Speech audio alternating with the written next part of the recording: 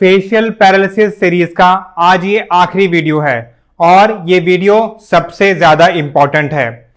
Physiotherapy की सारी exercises, facial massages, PNF technique, electrical stimulation, जितना भी मैंने आपको इंफॉर्मेशन दिया रिगार्डिंग फेशियल पैरालिसिस, आज का वीडियो उन सभी वीडियो से सबसे ज्यादा इंपॉर्टेंट है, क्योंकि ये जो वीडियो है ये फिजियोथेरेपी स्टूडेंट्स को, टीचर्स और बहुत सारे जो फिजियोथेरेपिस्ट जो क्लिनिक्स में जॉब करते हैं उनको इस टॉपिक के बारे में इंफॉर्मेशन कम होती है।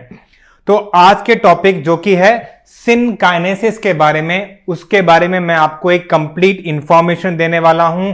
मैं ये बताऊंगा कि how is synkinesis related to facial paralysis और ये हम लोग इसकी पहचान कैसे कर सकते हैं और इसका ट्रीटमेंट कैसे कर सकते हैं। आज का वीडियो स्टार्ट करते हैं। What is synkinesis? तो आखिर ये वर्ड जो है सिनकाइनेसिस, ये होता क्या है? आपने भी अपनी प्राइवेट प्रैक्टिस में क्लिनिक पे या अपने क्लिनिक अपने कॉलेज की जो ओपीडीज होती हैं वहां पे इस तरह के कुछ पेशेंट देखे होंगे जो फेशियल पैरालिसिस के आते हैं। अगर कोई पेशेंट आपने ऐसा देखा है जिसने फेशियल पैरालिसिस को कुछ समय बीत गया है और जब वो एक तरह का मूवमेंट करता है अपने नॉर्मल साइड में, दूसरी तरह का वो सेम मूवमेंट उस साइड पे जब होता है तो अपने साथ साथ में कोई दूसरा और एसेसरी मूवमेंट्स लेके आता है। लेट सपोज कि अगर एक पेशेंट आपको मिला जिसका राइट साइड में पैरालिसिस था, लेफ्ट साइड उसका नॉर्मल है, अब उसको कुछ समय बीत गया है। समय बीतने के बाद में अगर आपने पेशेंट को यह बात बोली कि आप थोड़ा मुझे स्माइल करके दिखाओ, जब उसने स्माइल किया तो स्माइल करते के साथ ही उसकी एक आई भी ब्रिंग करी, मतलब कि एक मूवमेंट जब किया तो उसके साथ में दूसरा मूवमेंट फ्री में आ गया।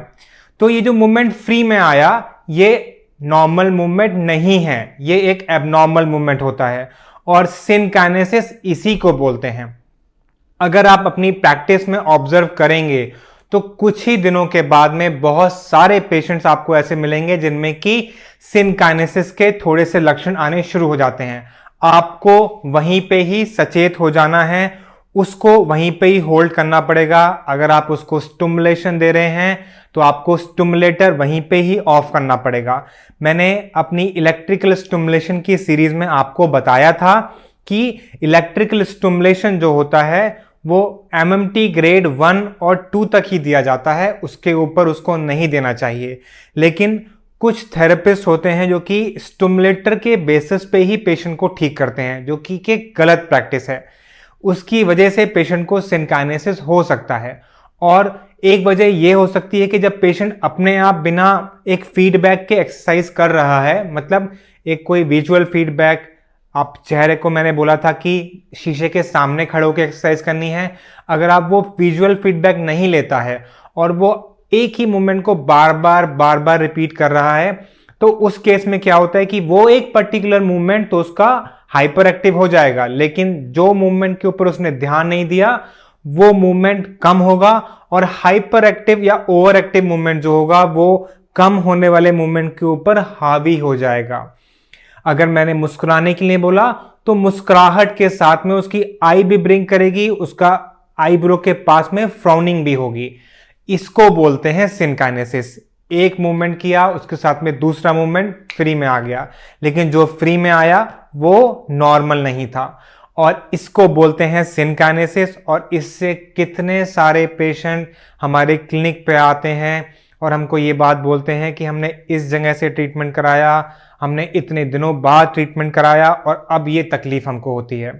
तो सबसे जरूरी बात जो आज के वीडियो की है कि ये वीडियो हर एक फिजियोथेरेपी स्टूडेंट्स, क्लिनिशियंस को देखनी बहुत जरूरी है। उनको ये जानना बहुत जरूरी है कि सिनकाइनेसिस चीज क्या है।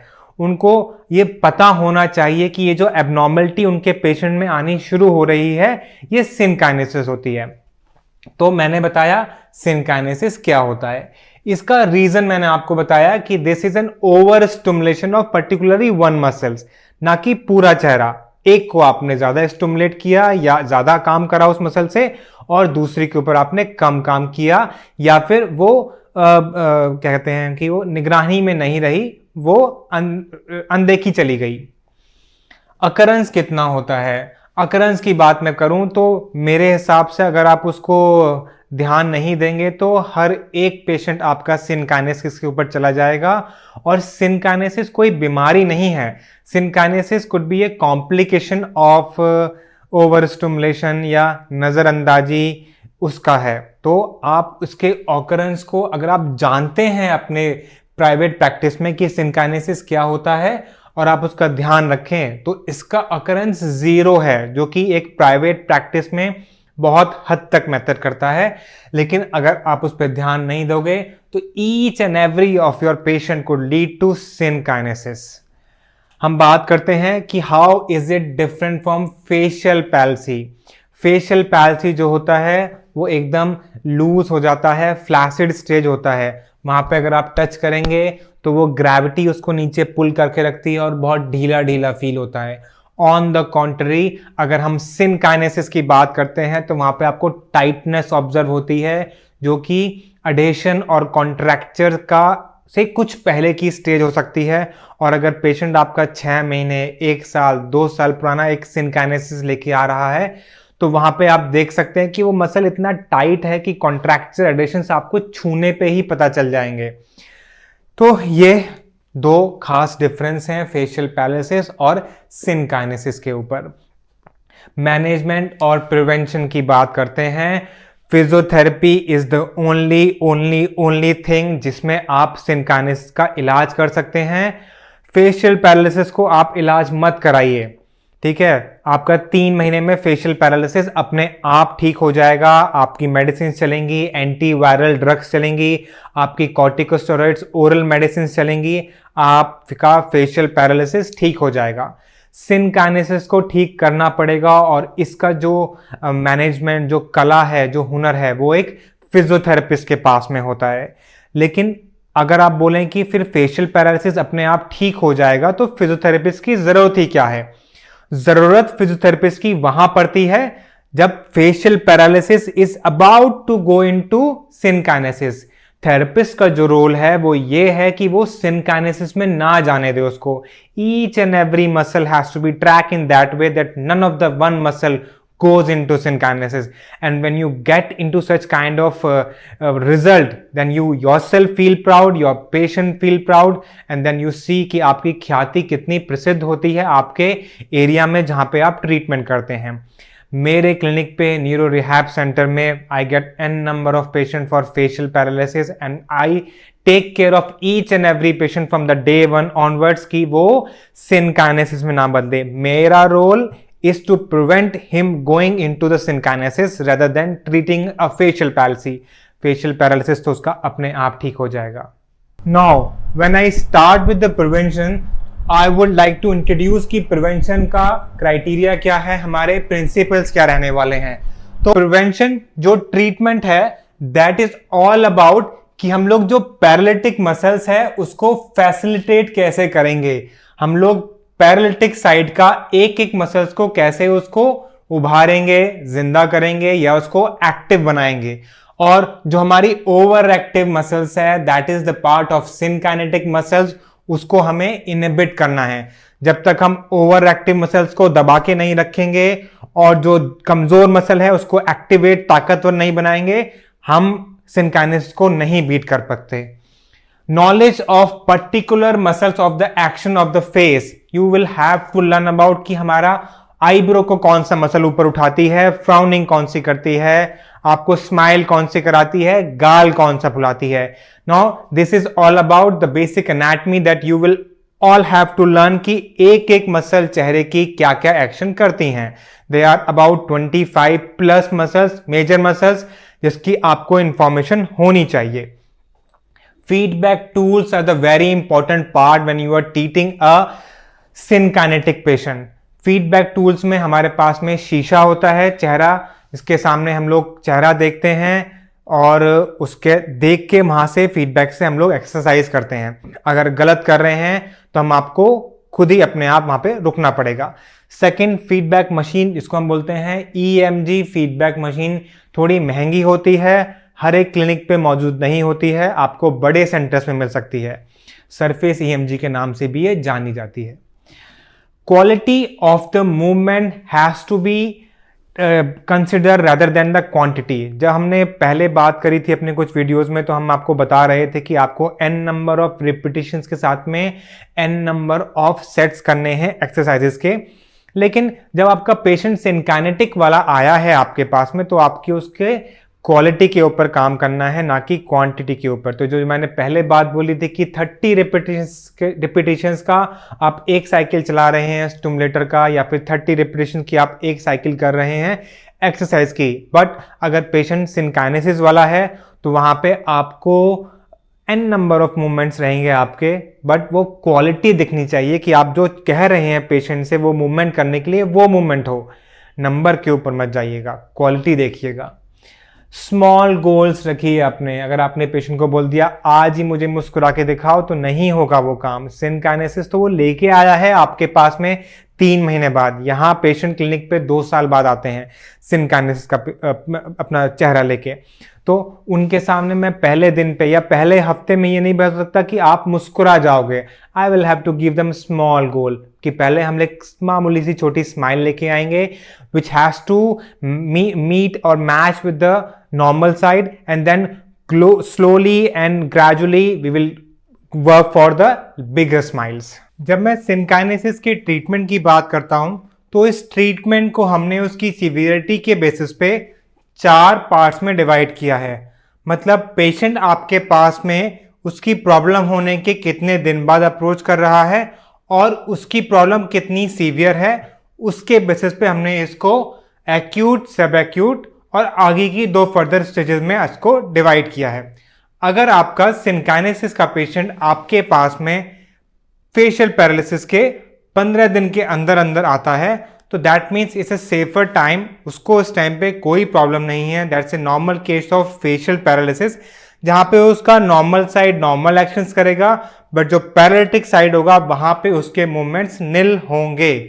ठीक है, मतलब कि moderate symmetry on rest but massive on movement. That means कि अगर आपने पेशेंट को कोई इंस्ट्रक्शन दिया, कमांड दिया मूवमेंट करने के लिए, तो वहां पे वो मूवमेंट नहीं कर पाएगा। उसकी MMT ग्रेड 0 है, बट रेस्टिंग स्टेज पे the patient seems to be normal. वहां पे उसका कोई टाइटनेस नहीं है, कोई स्टिफनेस नहीं है, कोई उसको कॉन्ट्रैक्शन नहीं है। इस केसेस में आप पेशेंट से एक बात बोलेंगे कि आप जेंटल मूवमेंट्स के साथ में एक्टिव असिस्टेड रेंज एक्सरसाइजेस करिए, जहां पे आपका मूवमेंट वापस आ जाएगा। वहां पे लेकिन पेशेंट को ध्यान ये रखना है कि उसको एग्जैक्टली वही मूवमेंट फॉलो करने हैं जो कि होते हैं। He is not allowed to do any kind of false movement. मतलब कि अगर मैंने पेशेंट को आई बंद करने के लिए बोला है, दैट मीन्स कि उसको आई ही बंद करनी है। He don't have to wrinkle his nose along with the eye closure, या फिर अपनी आईब्रो पे यहाँ पे ऊपर फोरहेड पे उसको कोई कॉन्ट्रैक्शंस लेके नहीं आने हैं, अगर मैंने उसको सिंगल एक कोई और कमांड दिया है तो। उसके बाद में साथ साथ में फेशियल एक्सरसाइज के आप पेशेंट को बोल सकते हैं that he can go for facial massages, stretching exercises and some kind of facial expression that has to come with the emotions। मतलब कि if you want to cry, then cry with a certain kind of emotion। If you want to smile, that means you have to smile with the kind of emotions। That emotions of certain kind of expression should come within your body, and this has been proved कि अगर आप इस तरह की कुछ emotions therapy follow करते हैं, तो आपके एक्यूट स्टेजेस में you get a lot of improvement. जब हम फॉरवर्ड मूव करते हैं in that kind of cases, जो आपके पास में आ रहे हैं 15 दिन बाद, बट लेकिन 6 महीने से पहले पहले आ रहे हैं, in that kind of movements you can see कि उनके चेहरे पे थोड़ी सी असिमेट्री आनी शुरू हो गई है। मतलब कि your patient is heading towards synkinesis, there is a trap there. Now in this case आपको पेशेंट का दिखाई देगा कि वहां पे उसके चेहरे पे एक एसिमेट्री तो आ गई है। अभी यहाँ पे सिनकाइनेसिस भी शुरू हो गया है पेशेंट का, और उसको डिफिकल्टी होने लगी है। Now what kind of difficulty? Patient आपके पास में आके बोलेगा कि मेरी आंख से पानी निकलता है, मेरे मुंह से पानी निकलता है, और मेरे को कुछ फील होता है कि इस एरिया में कुछ टाइटनेस है। मतलब ये वाला पार्ट मेरा खिंचा खिंचा फील होता है और ये वाला पार्ट मेरा नॉर्मल है। Now these kind of complaints I receive a lot in my OPD। उसके बाद में यहाँ पे भी जो ट्रीटमेंट प्रोटोकॉल है that has to come the same thing from the grade 1 to the grade 2। मतलब वही आपकी रेंज ऑफ मोशन, चेहरे की एक्सरसाइजेस, वही मसाजेस, वही इमोशन के साथ में एक्सप्रेशंस, वही आपकी stretching exercises that has to come in the grade 2। But remember one thing that each and every exercise has to be done in the front of an mirror, जहाँ पे कि आप ये देख पाएं कि मेरा कोई एबनॉर्मल मूवमेंट तो नहीं हो रहा है।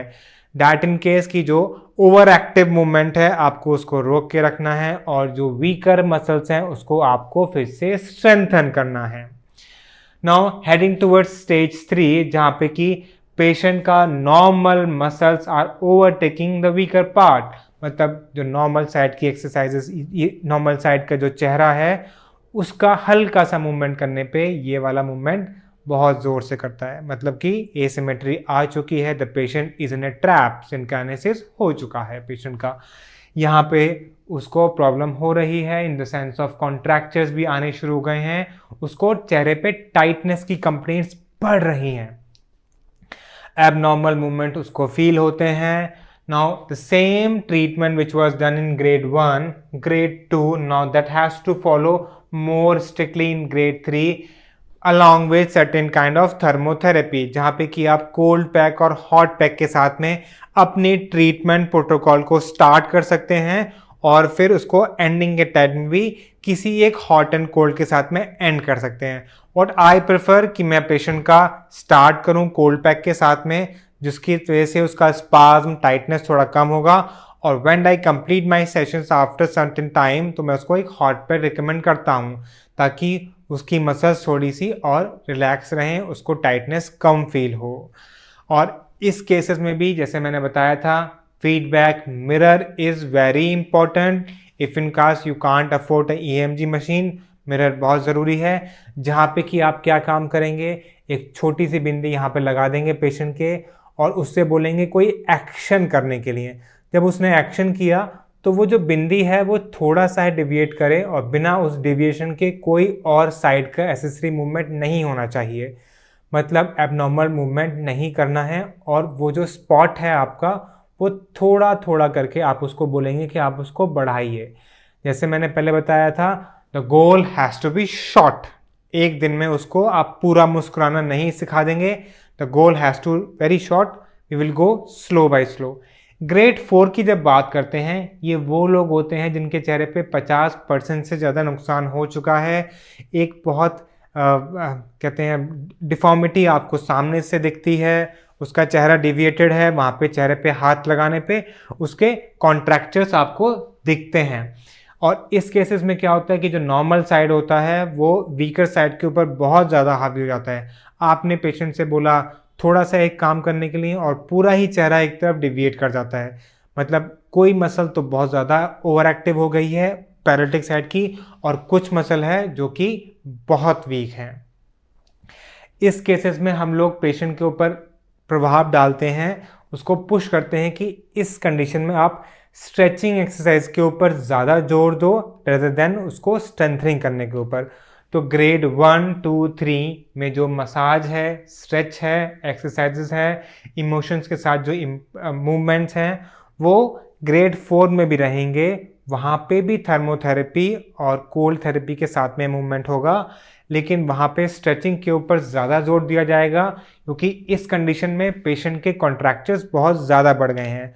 और प्रिवेंशन की बात करूँ, छोटे गोल हल्का हल्का डॉट लगा के, स्पॉट लगा के, चाहे तो आप माथे पे लगाने वाली बिंदी लगा दीजिए या किसी मार्कर से एक छोटा निशान बना दीजिए।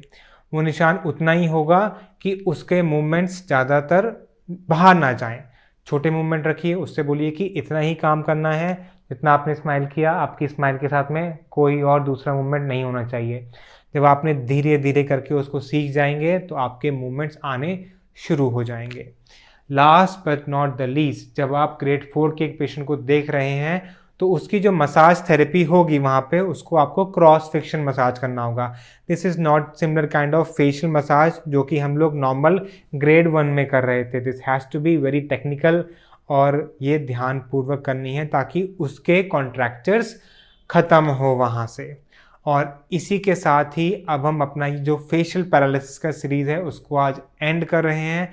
अगर आपको पूरी सीरीज़ में कोई भी क्वेश्चन है, कोई कमेंट है, कुछ चीज़ समझ में नहीं आती है तो नीचे डिस्क्रिप्शन में देखिए, वहाँ पे आपको बहुत सारे इन्हीं वीडियोस के लिंक मिलेंगे। आपकी इनको क्वेरीज जो होंगी वो सॉल्व हो सकती हैं। उसके अलावा भी कोई प्रॉब्लम है तो कमेंट सेशन में जाके हमें क्वेश्चन रेज करिए, हम उसका आंसर करेंगे। इन्हीं वीडियोस में हमारा हेल्पलाइन नंबर है वो फ्लैश होता है और हमारी वेबसाइट्स हैं जहाँ पे जाके आप हमसे अपॉइंटमेंट ले सकते हैं ऑनलाइन कंसल्टेशंस के लिए।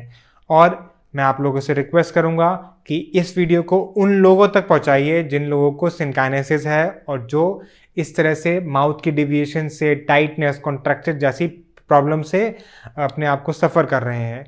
ये वीडियो उनके लिए बहुत हेल्पफुल हो सकती हैं। Thank you for watching joint effort friends.